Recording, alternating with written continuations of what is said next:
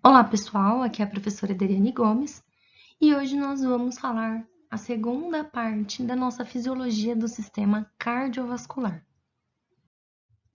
Bom, dando continuidade então na nossa fisiologia do sistema cardiovascular, vamos falar algumas curiosidades. Por exemplo, o tamanho do coração. O tamanho do coração, pessoal, ele está relacionado com o grau de atividade física que o indivíduo realiza.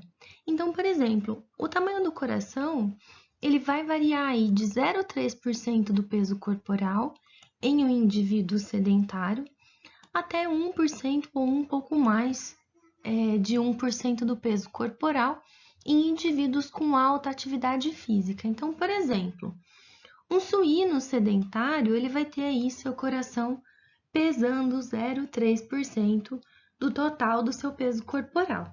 Ao passo que um cavalo puro, um cavalo atleta, ele vai ter o coração pesando cerca de 1,2% do seu peso corporal. Aqui nós temos uma tabelinha de exemplos e nessa tabelinha a gente vê o quê? A gente vê algumas espécies listadas em ordem crescente de atividade física. Então vejam o peso de cada um desses corações em relação ao peso corporal do animal. Vejam bem, o coração de um suíno, né, que não tem lá grande atividade física, ele pesa 4,5 gramas para cada grama de peso corporal que esse suíno tem. O peso do coração de um gato é de 4,6 gramas para cada quilo de peso corporal.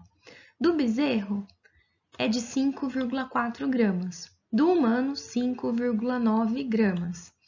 O caprino, 6,2 gramas. Do equino, 6,8 e do cão, 8 gramas de coração para cada quilo de peso vivo. Claro, pessoal, que há outros fatores relacionados nisso, né? Eu falei para vocês uma ordem crescente aí, média, né, de atividade física, mas claro que a gente tem cão que é extremamente sedentário. A gente tem suíno que se movimenta muito mais do que humano. Então, isso, o grau de atividade física individual vai contar, assim como a herança genética desse indivíduo também. Aqui, pessoal, a gente tem uma visão bem interessante.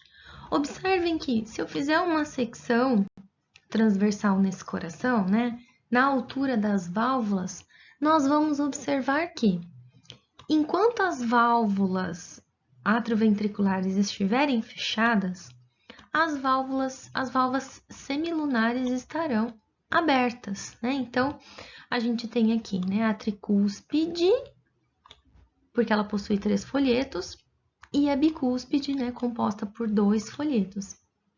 Então, enquanto elas estiverem fechadas, pode acontecer a abertura da aórtica e da pulmonar. Observem a disposição dos folhetos, né? Porque esse momento aqui é um momento em que a gente está tendo alta pressão dentro dos ventrículos. Então, os ventrículos pressionam esses folhetos, eles se fecham, né? Porque por conta da disposição deles.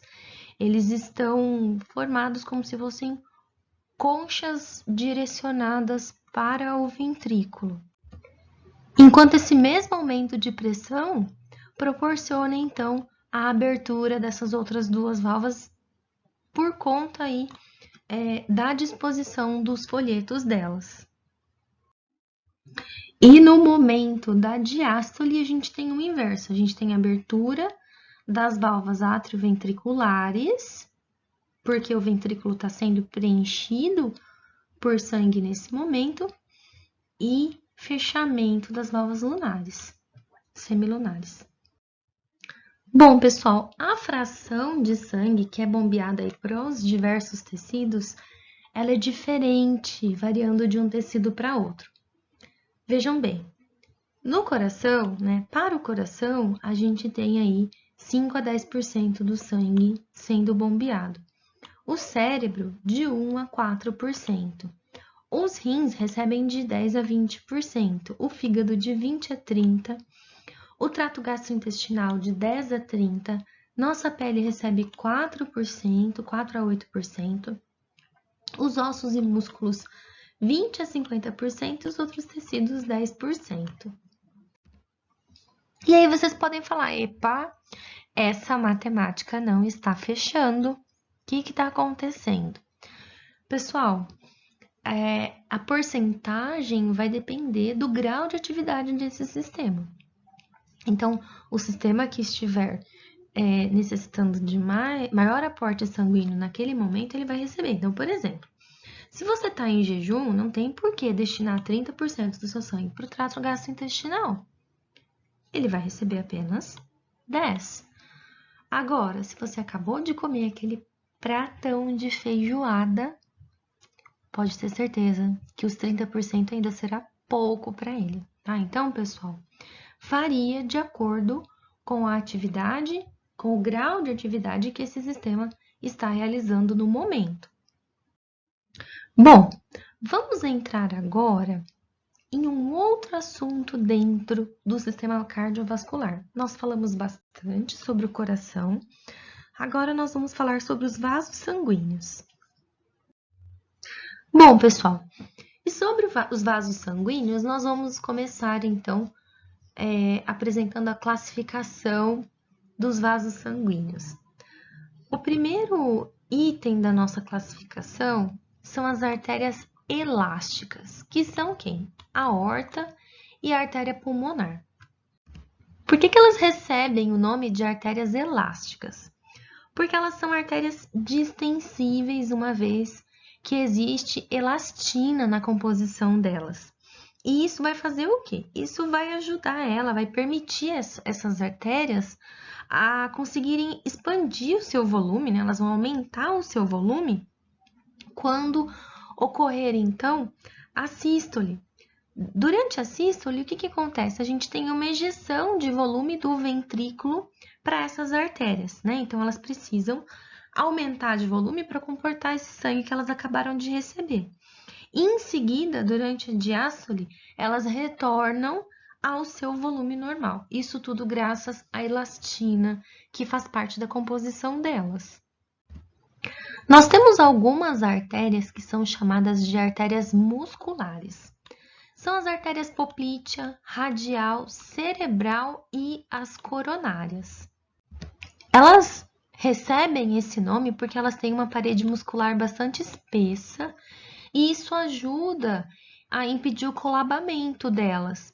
Inclusive, elas têm uma inervação própria, tá? Uma inervação autônoma e elas conseguem ainda contrair e relaxar. Então, elas recebem o nome de artérias musculares.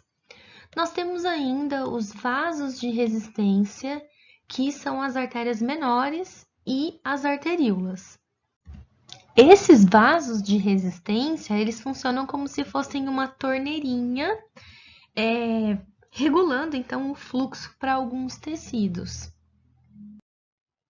Então aqui, né, a gente consegue observar aí as nossas artérias elásticas, a aorta e a artéria pulmonar, lembrando que elas são chamadas de artérias elásticas porque elas têm aí uma quantidade de fibrina bem significante.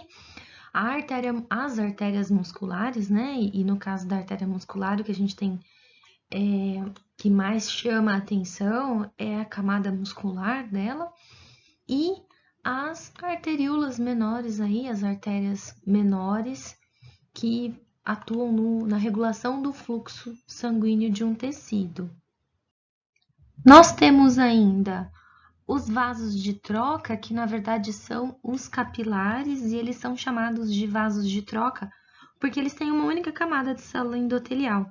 Então, como ele é muito delgado, isso permite, né, a troca aí de nutrientes, de gases, entre os tecidos e o sangue.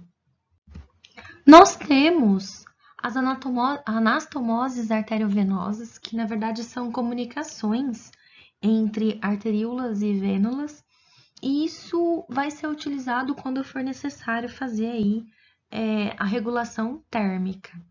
A gente tem também os vasos de capacitância. O que é um vaso de capacitância? São as vênulas e as veias. Se vocês se recordarem, na aula passada eu mencionei para vocês que dentro das veias pode ficar até 80% do nosso sangue. Então, às vezes, elas funcionam também como uma forma de armazenamento de sangue. Então, a capacitância, esses vasos de capacitância são chamados assim por conta dessa capacidade delas, das vênulas, das veias, de armazenar sangue. De modo geral, né, as vênulas e as veias, elas têm aí uma camada muscular fina, né, bem mais discreta do que quando a gente compara com a artéria. Inclusive, em histologia, isso é um dos mecanismos que a gente usa para diferenciar rapidamente se é uma vênula ou se é uma arteríola, né? Se é uma veia ou se é uma artéria.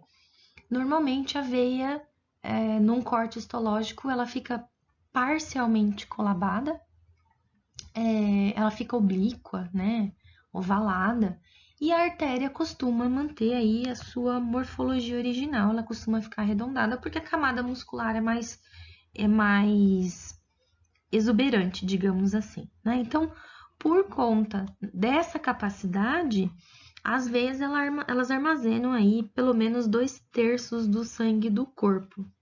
E claro que elas têm aí todo um controle nervoso, né? Ela tem fibras nervosas para controlar também esse armazenamento.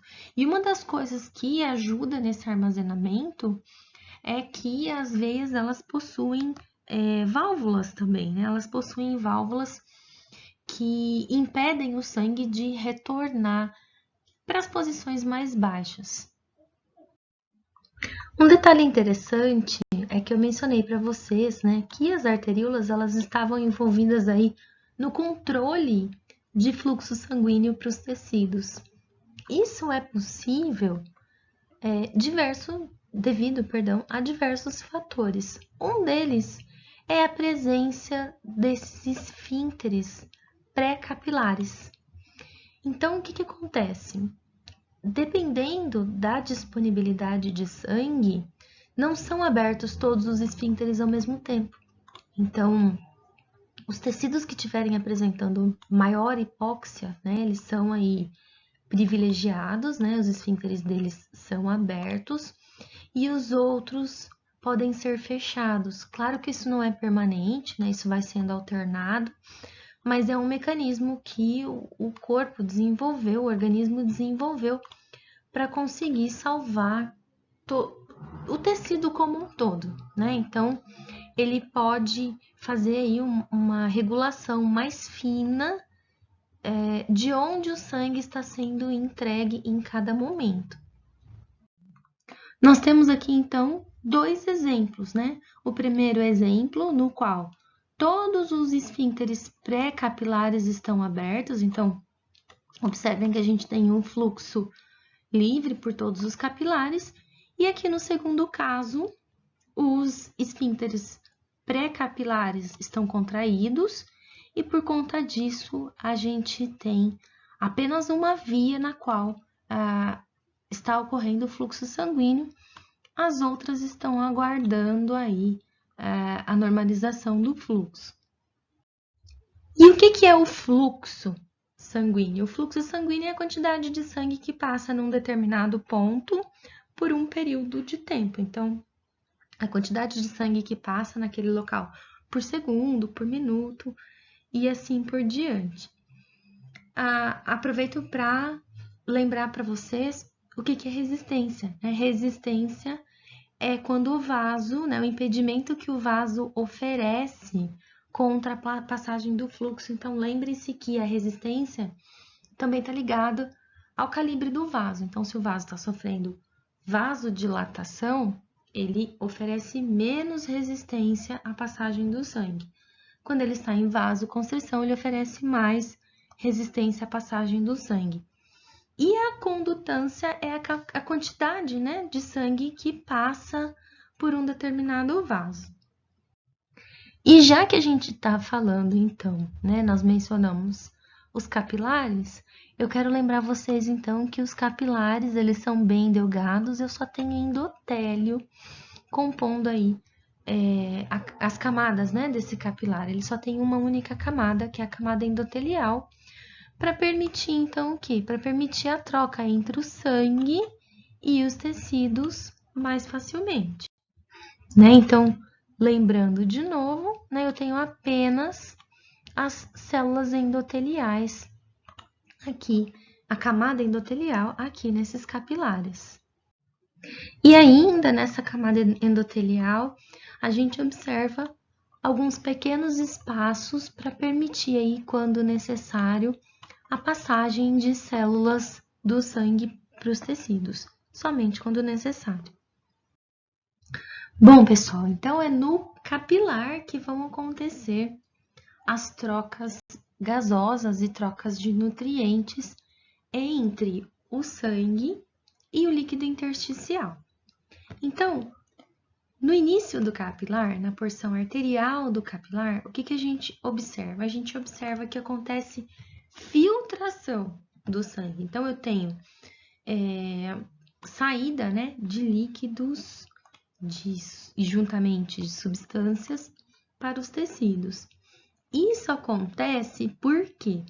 Porque a pressão hidrostática dentro do capilar está em torno aí de 35 milímetros de mercúrio, ao passo que a pressão osmótica, coloidosmótica dentro desse capilar tá 25 milímetros de mercúrio. Então, eu tenho aí uma diferença de 10 milímetros de mercúrio que vão fazer com que o líquido saia desse capilar. Bom, na porção intermediária do capilar, eu não tenho movimento. Por quê? Porque a minha diferença de pressão hidrostática e coloidosmótica nesse ponto é zero. Então, eu não tenho nem entrada e nem saída. Isso precisa acontecer por quê? Para que chegue, né, aos tecidos as substâncias, os gases que acabaram, né, de sair do capilar. Bom, à medida então, né, que o capilar vai atingindo a porção venosa, vai acontecer o processo de reabsorção. Isso porque, como houve saída de líquido nessa região, a pressão hidrostática ela cai dentro do capilar. Então, nesse ponto, eu tenho uma pressão negativa no capilar, né? Porque a pressão hidrostática está em torno de 18 milímetros de mercúrio e a coloidosmótica em torno de 25 milímetros de mercúrio. Eu vou ter, então, uma pressão negativa de 7 milímetros de mercúrio, que vai permitir a reabsorção de líquidos a partir dos tecidos, então. Essa dinâmica, então, de entrada e saída de líquidos, né, nas duas direções, tanto em direção aos tecidos quanto em direção aos capilares, ela é chamada de forças de Starling. Na verdade, ela é baseada nas forças de Starling. Por quê? Porque o Starling ele foi um fisiologista que levantou a hipótese de que existe um equilíbrio, né, entre os fenômenos de filtragem e de reabsorção nos capilares. E isso é baseado no quê? Nas forças hidrostática e coloidosmótica que nós temos dentro e fora do capilar e nas diferentes posições do capilar. Bom, pessoal, quais são então as forças de Starling? A gente vai ter um grupo de forças que age nos capilares e um grupo de forças que age no líquido intersticial. Bom, nos capilares, como a gente já viu anteriormente, nós temos dois tipos de pressão. A gente tem a pressão hidrostática do capilar, e aí essa pressão hidrostática é basicamente a força, abre aspas, da água dentro do capilar, né? Então, é como se ela estivesse empurrando o líquido para fora. Então, ela favorece a saída, a filtragem. do capilar em direção aos tecidos, ao interstício. E a gente tem a força coloidosmótica, também chamada de plasmática ou oncótica. Essa força ela é baseada principalmente na presença das proteínas do sangue, que vão causar, então, osmose para dentro do vaso sanguíneo. Então, a força coloidosmótica, o objetivo dela é sempre favorecer a absorção. Nos tecidos, a gente vai ter o mesmo tipo de força atuando, só que na direção oposta. Então, no tecido, eu tenho a pressão do líquido intersticial, que é basicamente uma pressão hidrostática. Ela força, então, o líquido que está presente no interstício a ir em direção ao capilar.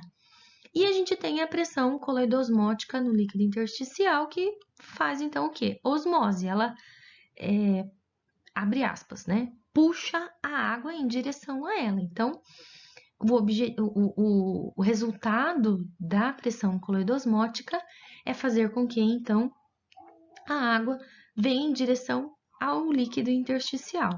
Então, observem que tanto no capilar quanto no líquido intersticial, nós vamos ter pressões hidrostáticas e pressões coloidosmóticas. Quem vencer a pressão, o resultado final desse cálculo vai nos dizer em que direção que o líquido vai se mover. Então, é por isso que no início do capilar a gente tem a alta pressão hidrostática em relação à pressão coloidosmótica. Por isso, o líquido vai em direção ao tecido. Na porção venosa do capilar, né, eu tenho aqui um somatório maior no tecido, eu tenho uma alta pressão hidrostática no tecido e uma pressão negativa no capilar. Então, o resultado disso é que o líquido vai do tecido para o capilar. Se a etapa de filtragem e a etapa de absorção estiverem equilibradas, eu tenho aí a mesma quantidade de líquido sendo filtrado e a mesma quantidade de líquido sendo absorvido. Não acumula líquido no tecido. Se porventura eu tenho uma diferença de filtragem e reabsorção, né, filtra mais do que absorve, esse indivíduo acumula líquido no tecido. Então, nós vamos observar isso como um sinal clínico que é o edema. Então, pessoal, em termos práticos, o que acontece é isso aqui. Na porção arterial do capilar, a gente tem uma grande pressão hidrostática comparado com a pressão osmótica. O resultado disso é a saída de líquido para o tecido, para o interstício. Na porção venosa, a gente tem uma pressão osmótica maior do que a pressão hidrostática. O resultado disso, então, é o retorno de líquido para o capilar. Um detalhe interessante, né, que a gente tem que atentar é que nem todo o líquido é reabsorvido pelo próprio capilar, né? Uma parte desse líquido é reabsorvido pela linfa, né, pelos vasos linfáticos, e esses vasos linfáticos vão desaguar, então, no sistema circulatório. Isso vai ajudar a restaurar o equilíbrio hídrico do sangue, né? Vai ajudar a restaurar o volume do sangue.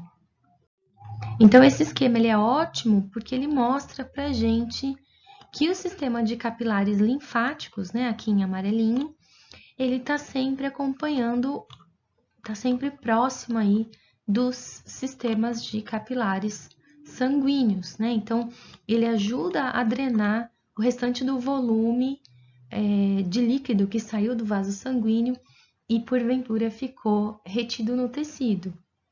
Ele ajuda a esse processo de absorção do líquido.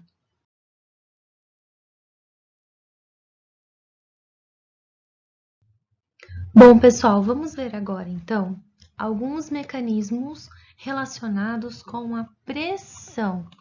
O primeiro deles, a primeira coisa que vocês precisam saber é que durante a ejeção do ventrículo, A pressão na aorta chega a cerca aí de 120 milímetros de mercúrio.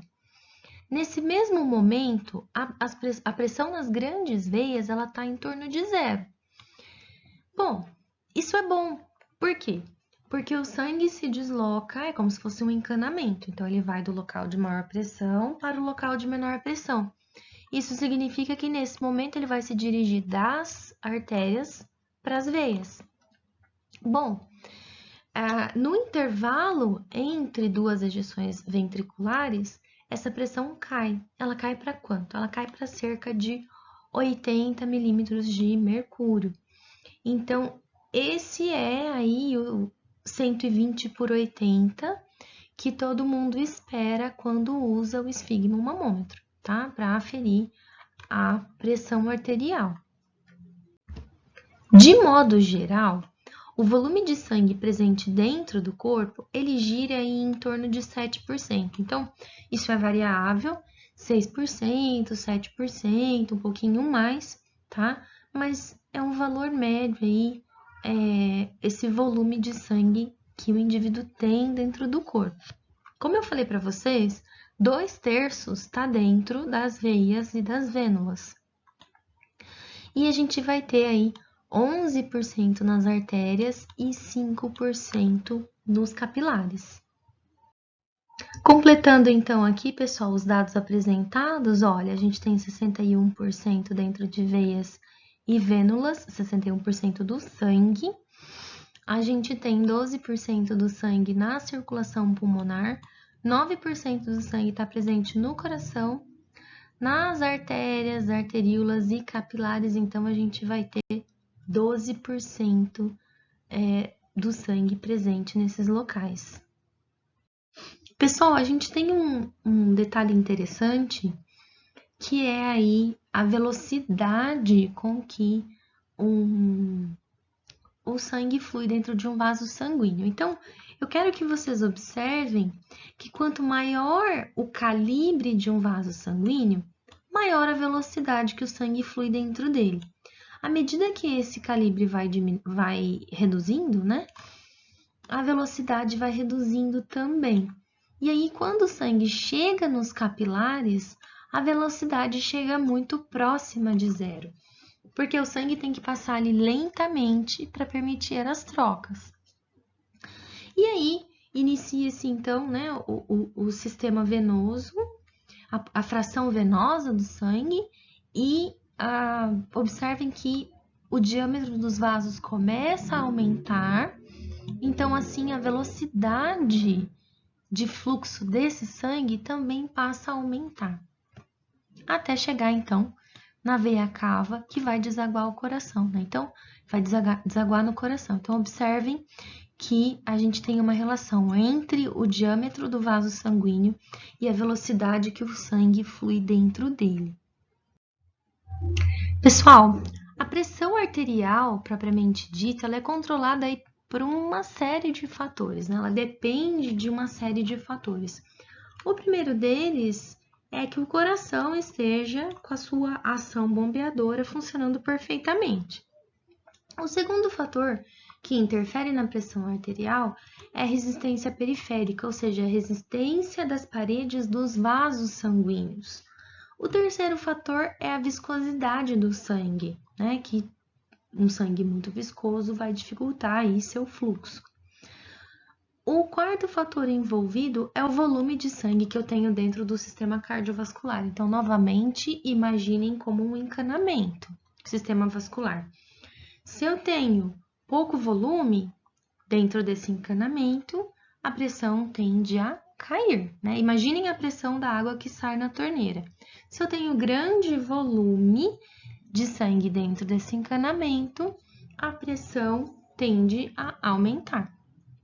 Bom, e ainda a elasticidade das paredes arteriais, porque lembrem-se que essas paredes, essas artérias elásticas, elas precisam, né, de uma quantidade de elastina para permitir que elas consigam acomodar o aumento de volume durante a contração ventricular.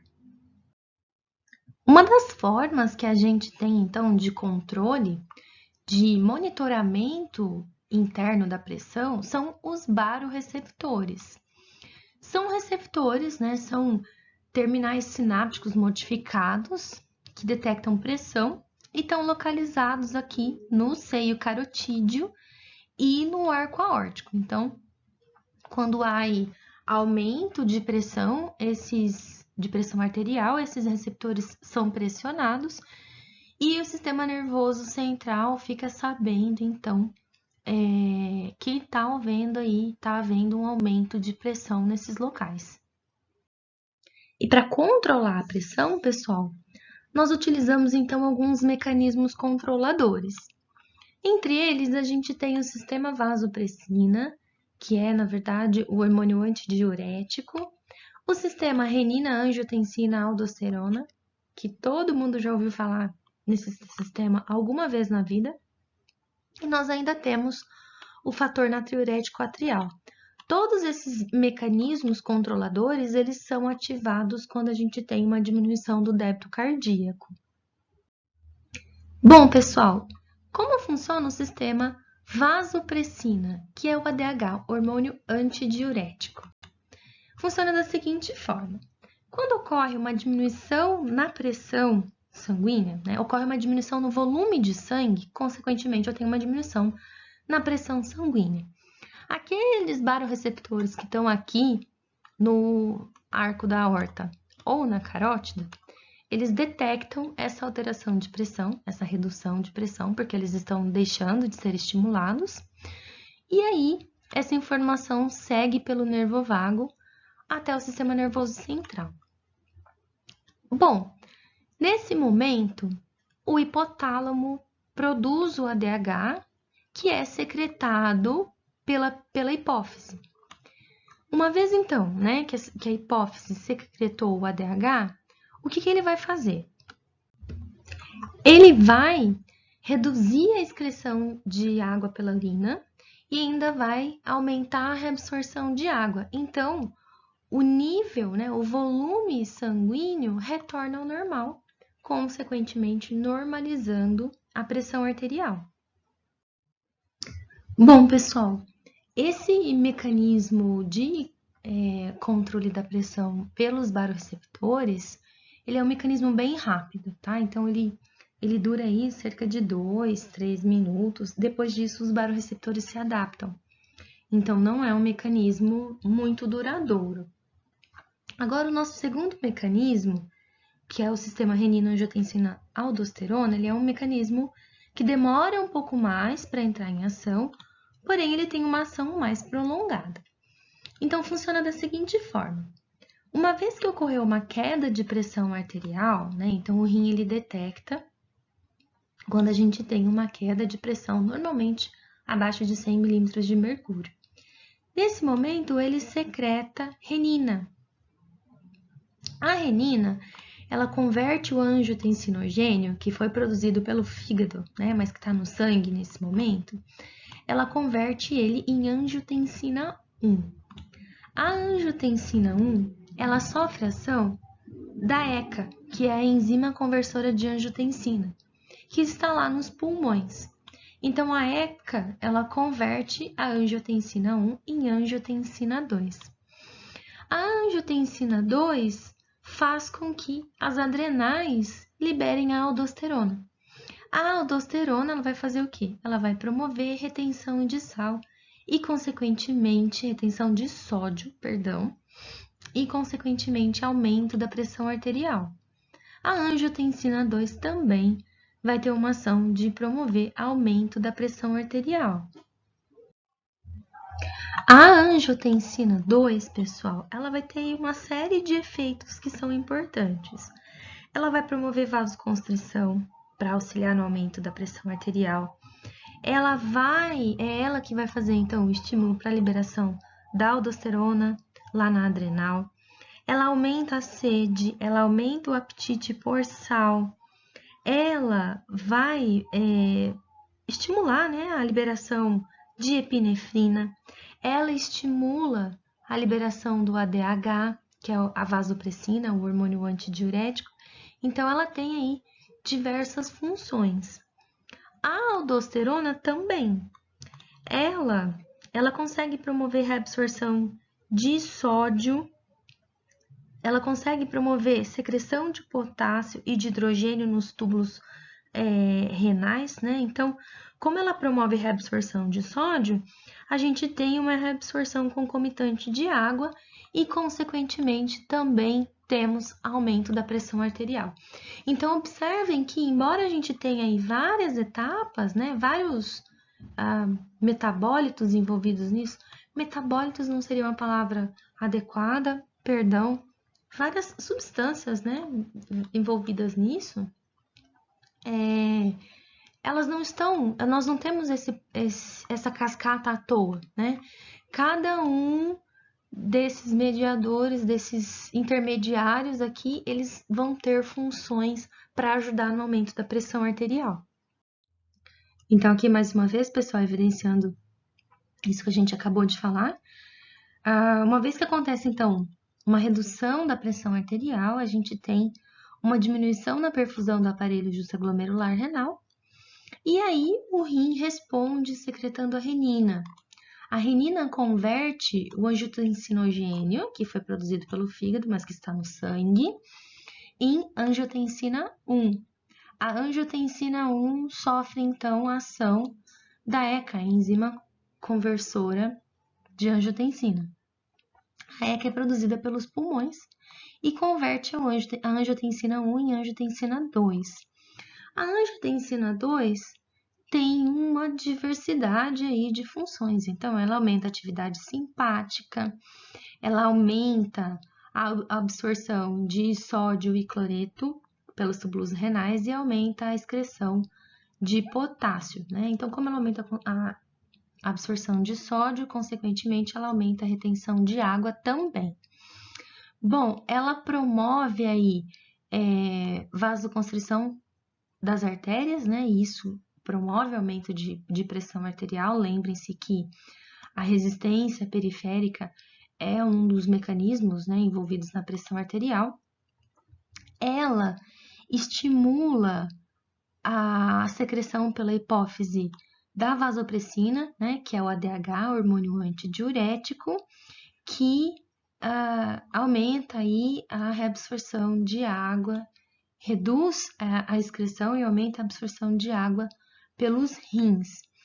E ela também estimula a adrenal a secretar a aldosterona, que tem as mesmas funções que ela lá nos túbulos renais. Então, aumenta a reabsorção de cloreto e de sódio, aumenta a excreção de potássio e a retenção de água. Bom, pessoal, muito se falou sobre aumentar a pressão. Mas e se for necessário reduzir a pressão? Nesse caso, nós temos a ação do fator natriurético atrial. O fator natriurético atrial, ele é produzido, então, pelas células musculares dos átrios. Ele é produzido como um pró-hormônio.